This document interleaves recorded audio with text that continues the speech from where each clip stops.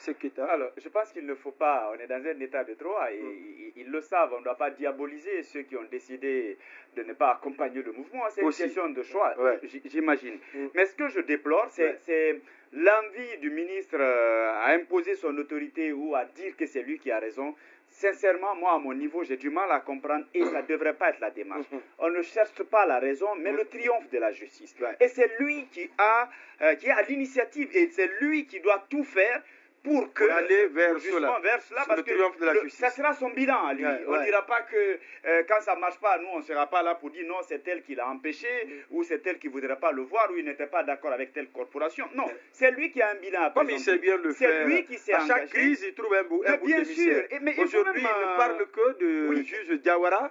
Il estime que c'est ce dernier qui n'arrive pas à gober sa tête. Pendant la grève des gardes pénitentiaires, il parlait également de celui... d'un certain camarade qui était à l'initiative. Ça peut pas continuer. Toujours quelqu'un. Et c'est pas normal. Pendant la grève des avocats, il avait aussi nommé Maître Yomba. Paul Yomba, exactement. On s'était posé la question pourquoi il le nomme lui, alors que c'était un mouvement d'ensemble. Et il faut rappeler, il faut qu'il essaie de résoudre les problèmes qui se dressent devant lui. Il ne faut pas oublier, quand il y a eu descente chez lui, quand on est allé avec les éléments de Bala Samoura, on était allé récupérer son véhicule de commandement, la clé et tout ce qui en suit. De manière humiliante, quand il était procureur général. C'est cette association qui l'a défendu, bien sûr, qui a pris fait et cause pour lui, le juge Diawara a sorti un communiqué très dur. Sinon son sort était scellé. C'était scellé et à l'époque, ils ont reculé justement parce qu'il y a eu des actions, il y a eu des menaces en l'air. Aujourd'hui, il doit comprendre cela. Ce dont on parle, peut-être à la limite, si ce n'est pas une question d'ego, à la limite, peut-être, comme le procureur de la CRIEF a fait à un moment donné, il peut demander peut-être à la Cour suprême d'expliquer cet article qui porte à confusion à son niveau, et après, quand c'est tranché, quand c'est la loi qui est dite, il doit se plier. Mais que tout l'appareil, que tout le système soit bloqué, parce que tout simplement, lui, il veut montrer à ses magistrats que c'est lui le ministre, et qu'il a la puissance... Ou tout au moins, la corporation n'aime pas le CNRD. Je crois, justement, et amener même le débat sur ce terrain, c'est pas une bonne chose. Il doit se ressaisir, il doit trouver une solution. À la limite, le président, si ça ne marche pas, à lui de prendre ses responsabilités. Cette responsabilité, il va les prendre quand concrètement? Oui, Thierno Amadou, on est à 2 minutes de la pause. Oui, effectivement, vous savez, ce qui se passe avec la justice, c'est souvent ce dont nous souffrons aussi en tant que journalistes. C'est que souvent, quand ce sont des gens de la corporation qui sont au niveau le plus élevé comme de la chose, bon, je ne parle pas de la... Allez-y, je ne parle pas de la... Il n'y a pas que... Il faut il n'y a pas que le magistrat qui marche sur les œufs. Non, je ne parle pas de la hack, mais je dis, très souvent, c'est quand des gens... Alors, au ministère de l'information... Non, on a beaucoup, on a quand même... C'est un de nous qui est quand même... la DCI. Je ne parle pas de la DCI, on a quand même un de nous qui... Et ça n'a pas commencé maintenant. Vous vous souvenez quand le ministre Thibou était venu de son exil et tout ça, on a pensé qu'on était gagnant parce qu'on a désormais un frère auprès du président. On nous avait même promis ici la journée de la presse, on nous avait dit que le président Alpha était notre ami. On a organisé même une rencontre au Novotel où vous qui étiez les prestigieux à l'époque avez été invités et tout ça. Non, qui continue de l'être, mais je plante le décor. Non, mais s'il parle comme cela, on l'aime ou pas, Thibou a fait beaucoup. Non, je finis. Parce que moi, en ce moment, on se connaît. On ne se connaissait pas assez, mais il a mis mon nom dans un voyage officiel. Non, je ne parle pas de voyage. Je parle pas de voyage. À l'époque, il y a beaucoup d'efforts. Maintenant, vous avez vu, vous étiez déjà directeur de publication d'un grand site. Je me demande qu'est-ce qui s'est passé entre-temps, Thierno Amadou. Allez-y, de toutes les façons. Mais il a quand même...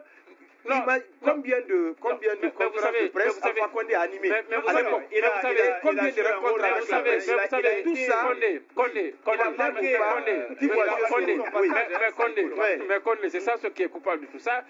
Sinon, vous aviez gardé votre sang-froid, j'étais en train de développer ce que je dis. Qui a inventé ici les débriefings des conseils des ministres? Après le conseil des ministres, venir devant les journalistes le faire. C'est Thibou Camara. On l'aime ou pas? Voilà, mais ce que je suis en train de dire, je dis très souvent, aujourd'hui, on a aussi un autre confrère qui qui est auprès du président. Le conseil spécial du président, c'est qui? C'est Thierno Mamadou qui était notre confrère. Donc, je pense qu'au niveau de la justice... D'accord, on va aller à la pause. J'étais avec vous, Thierno Mamadou, avant d'aller à la pause.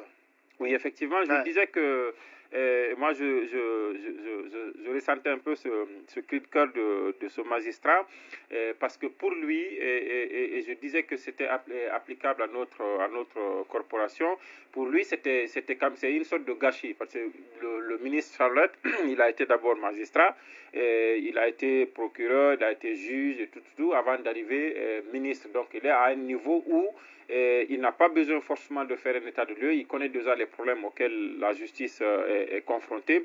Lui-même, il a été au centre de beaucoup d'affaires ici qui illustrent un peu les conditions de travail des magistrats et même du comportement à l'époque des magistrats. C'est-à-dire qu'on était sous influence et on se permettait aussi tout entre nous. Et donc, il est mieux placé pour savoir effectivement qu'est-ce qu'il faut pour... s'il ne sait pas ce qu'il faut, mais il sait au moins ce qui se passe au sein de la justice. Donc, il aurait pu être une chance pour... améliorer tout cela.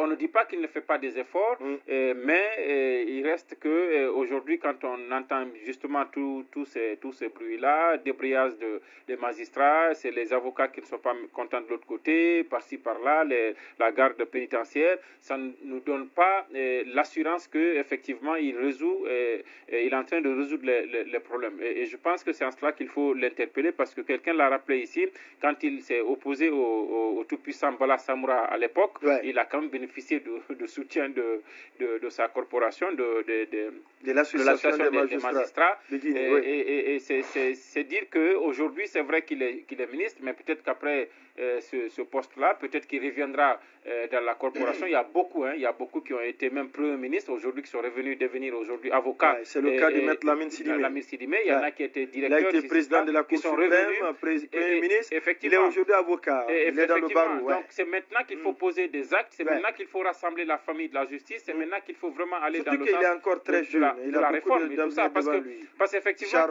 qu'effectivement, tout ce que le magistrat dit, et ça aussi il faut donner de l'écho à ça, il n'est pas au-dessus de la loi. Vous voyez bien qu'il y a des dispositions qui sont citées, et si en tout cas ces dispositions, il n'y a pas d'autres dispositions contraires, parce que c'est aussi le domaine du droit, et s'il n'y a pas d'autres dispositions contraires, on nous montre qu'en réalité, lui-même, il ne serait pas le meilleur exemple possible. Par exemple, on nous explique qu'en principe, il ne devait pas occuper ce poste de ministre parce qu'il a moins de 10 ans de carrière et tout ça. Et toutes ces actions judiciaires que les magistrats veulent vraiment entamer les jours à venir contre lui, ce sont des choses, je pense, qui ne vont pas fondamentalement régler le problème, mais qui vont davantage comment on appelle rendre cette crise-là de plus en plus, je vais dire, nocive pour les justiciables, pour ceux-là qui portent plainte ou pour ceux-là qui sont en prison pour un simple vol de téléphone ou bien d'ordinateur, mais qui n'ont pas aujourd'hui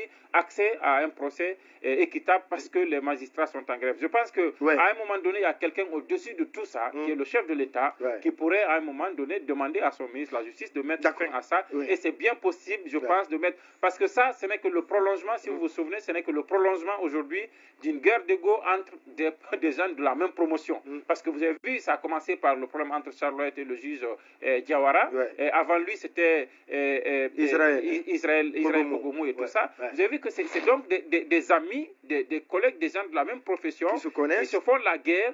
Et malheureusement, la victime, c'est qui? C'est vraiment nous, c'est l'État et les justiciables. Parce qu'au-delà du fait qu'on ne fait pas de procès et qu'il y a des gens qui sont en prison pour ça, il y a aussi, parce que la justice est aussi une porte d'entrée, il y a des recettes administratives que l'État engrange à partir de ces juridictions-là. Et ce sont des recettes, donc, c'est une porte de recettes, donc, en quelque sorte, qui est pour le moment suspendue. Oui, allez-y. Oui, je commence par où termine effectivement Bonnet. Et ce que je disais ici hier sur le fait que du coup on parle même pas des actions qui sont faites au ministère de la Justice, parce qu'il y a eu un acte justement que j'ai trouvé salutaire sur le fait de dresser justement le prix des actes qui sont délivrés dans les cours et tribunaux, parce que vous savez, ça c'est chacun. C'était de l'arnaque. Voilà, exactement, à la tête du client. Arnaque. Exactement, et on fixait des prix à la tête du client. On exige mais vous voyez, on ne parle pas de... C'est une réforme de charge. Voilà,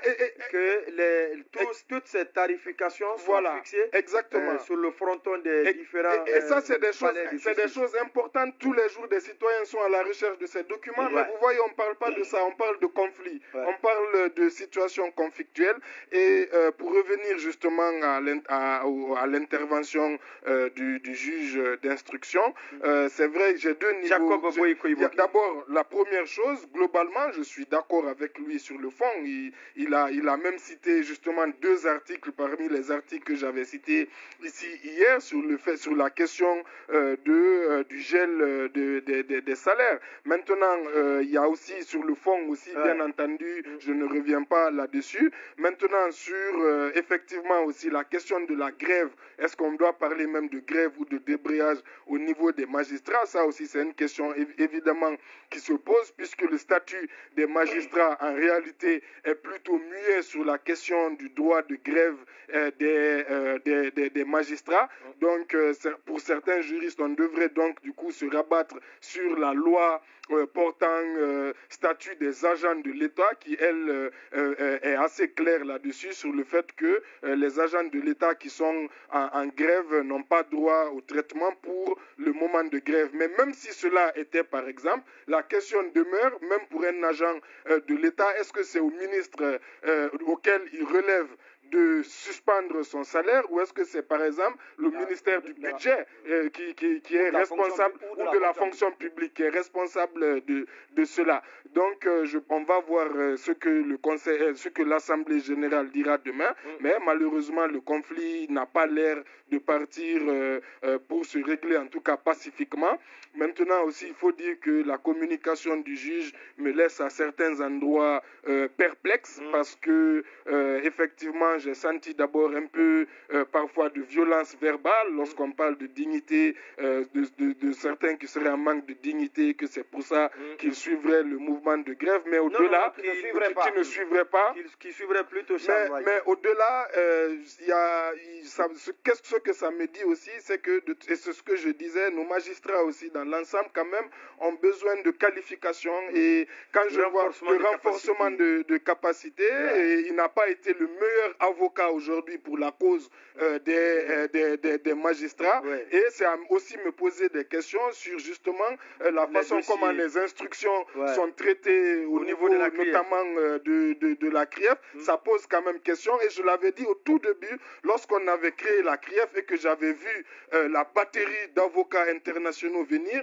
j'avais dit attention, il ne faut pas que la CRIEF justement ait le complexe d'aller chercher aussi des compétences ailleurs, des consultants, et aussi qu'elle fasse un renforcement de capacité, parce que déjà les délits financiers et économiques spécifiquement, c'est des délits qui sont très complexes de par nature, plus complexes que les délits de droit commun. Donc ça pose beaucoup en tout cas de questions, et ça me laisse un peu perplexe. Oui, mais vous qui êtes en contact souvent avec ces magistrats, est-ce que vous avez appelé par endroit Kindia, Mamou, Zirikouri? Est-ce qu'on vous dit que les gens sont dans le mouvement? Effectivement, j'ai parlé même avant l'émission, et même à la pause après la première partie. À l'intérieur, le mouvement semble être suivi, notamment à Zirikouri, où là, il y a beaucoup de justiciables qui sont en attente, même dans les prisons, qui sont en attente qu'on vienne... Donc les magistrats du côté de Zirikouri s'identifient au mot d'ordre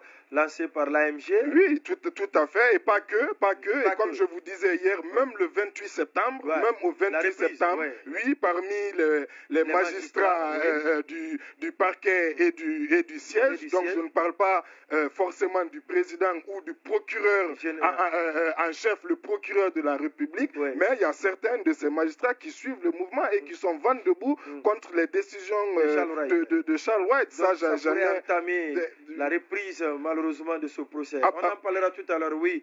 Boubacar Sansobari, après le passage de M. Jacob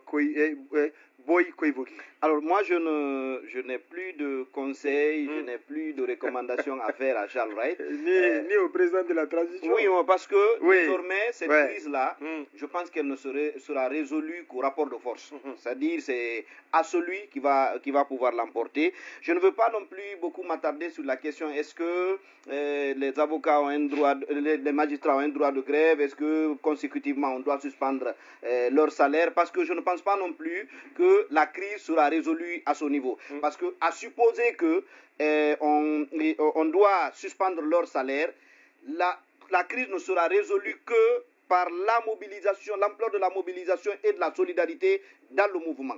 Parce que même si on devait suspendre leur salaire, il y en a, si les gens concèdent la suspension, mais qu'ils observent la grève quasiment à l'unanimité, au bout d'un certain temps, les autorités vont pouvoir céder. Donc, ils peuvent se priver à un moment donné de leur salaire, mais s'ils observent la dynamique dans l'optique de remporter la bataille, je peux vous dire que ça ne peut pas faire un mois. Les autorités ne peuvent pas consentir à la paralysie du système judiciaire, en tout cas à partir de ce mois d'octobre jusqu'en fin octobre, ne peuvent pas consentir à ce que systématiquement l'appareil judiciaire soit à l'arrêt. Mais comme il l'a dit, pour réussir cette mobilisation, pour réussir cette solidarité, moi je dis à l'association des magistrats d'envoyer pour communiquer des gens qui soient en mesure de rassembler.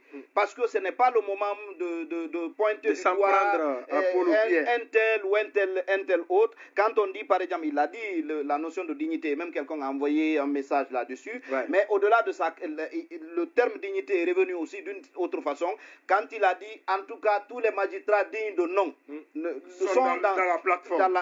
Dans la plateforme. Tout ça, ce n'est pas des expressions qui sont de nature à rassembler. Donc, il va falloir travailler sur cette communication-là parce que le succès de la bataille réside dans la mobilisation et la solidarité.